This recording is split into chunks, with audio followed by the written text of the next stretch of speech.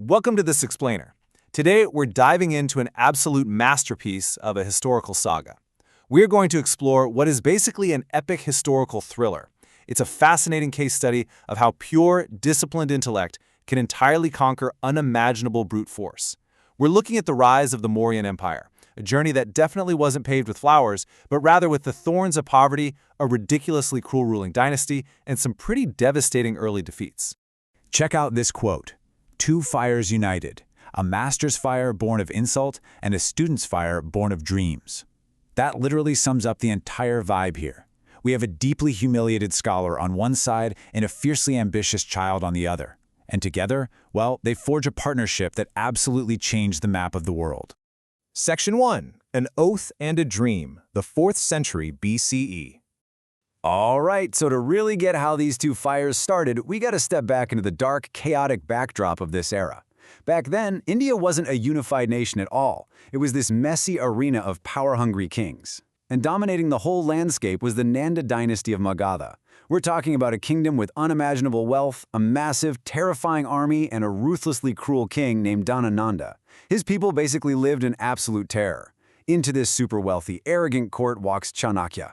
He's a brilliant scholar from the great University of Takshashila, and his goal was actually to persuade the king to unite India against foreign invaders. But instead of, actually listening to his wisdom, King Dhanananda just looks at Chanakya's simple, ordinary clothes, bursts out laughing, and literally has him physically thrown out of the court. This severe humiliation is the inciting incident. It's the spark that ignites the core conflict of our entire story. But Chanakya doesn't just walk away with his tail between his legs. No way. He stops, unbinds his shika, which is the traditional tuft of hair worn by scholars, and makes a massive vow right then and there. He swore to the sky that his hair would remain untied until the entire Nanda dynasty was burned to ashes and replaced by a just, powerful ruler. This unbound hair, it becomes the visual and emotional anchor for everything that follows. But here's the thing. A scholar kind of needs a warrior to get things done, right? Look at the contrast here. On one side, you have the mighty Nanda Empire. On the other, Chandragupta, a boy Chanakya literally stumbled upon in the forest while the kid was playing a game of king with his friends. Chanakya watched this boy directing his peers, settling disputes, and just projecting absolute fearlessness. Chanakya realized instantly that this wasn't just a kid playing make-believe. This was a natural-born leader, the perfect apprentice. Section 2. Lesson from Defeat. The Path to Empire. Of course, raw ambition and natural talent aren't going to take down an empire on their own. To forge this raw iron into steel, Chanakya takes the boy to the greatest center of learning in the ancient world, Takshashila. And he didn't just teach him how to swing a sword. He drilled into him the 4 pillars of statecraft: war strategy, knowing exactly when to fight and, more importantly, when to hold back; economics, the actual lifeblood of a state; diplomacy, the incredibly delicate art of winning without drawing blood; and psychology, mastering the human mind. He was taking a boy from the woods and turning him into an unstoppable, multidimensional leader. Okay, plot twist though. Even with all this elite education, their first attempt to overthrow the Nandas was a spectacular failure. They attacked the center of the empire directly and were just absolutely crushed. Defeated and starving, they're hiding out, and they happen to overhear an old village woman scolding someone for eating boiling hot porridge from the center and burning their fingers. She tells them, "You have to eat from the cool edges first." It was like a light bulb went off. This simple, everyday observation completely shifted their military doctrine. They stopped attacking the heavily fortified center and started picking off the vulnerable, peripheral territories first. A real game changer. Section 3. Stopping Alexander without fighting. Just as this new, smarter strategy is taking shape, we hit the year 326 BCE, and a massive, terrifying new threat arrives from the west. Alexander the Great marches into India, looking to conquer the known world. Talk about a clash of titans. On one side, you've got Alexander, an undefeated conqueror who genuinely believes he is a demigod. On the other, Chandragupta and Chanakya are masters of psychological warfare. And Chanakya notices something absolutely crucial that Alexander completely missed. The Greek soldiers were deeply, deeply exhausted.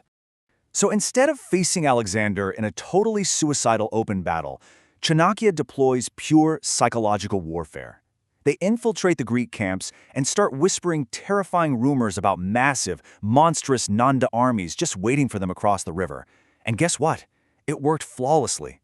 The Greek soldiers, who were already mentally broken and physically drained, just straight up mutinied. Alexander the Great, The guy who conquered half the globe was forced to retreat, and Chandragupta didn't even have to swing a sword. Section 4. End of Nanda Dynasty. The ultimate vengeance. Now, with the foreign threat completely neutralized by sheer intellect, Chanakya and Chandragupta turned their eyes back to the ultimate prize. It is finally time to take down Dhanananda, and they dismantle this empire from the inside out using a brilliant three-front strategy. First, divide the army. They secretly poached soldiers who were just disgusted by Dhanananda's cruelty. Second, win the citizens. Chandragupta actually moved among the people, listening to their sorrows and building real trust. And third, the intellectual battlefield, break the ministers.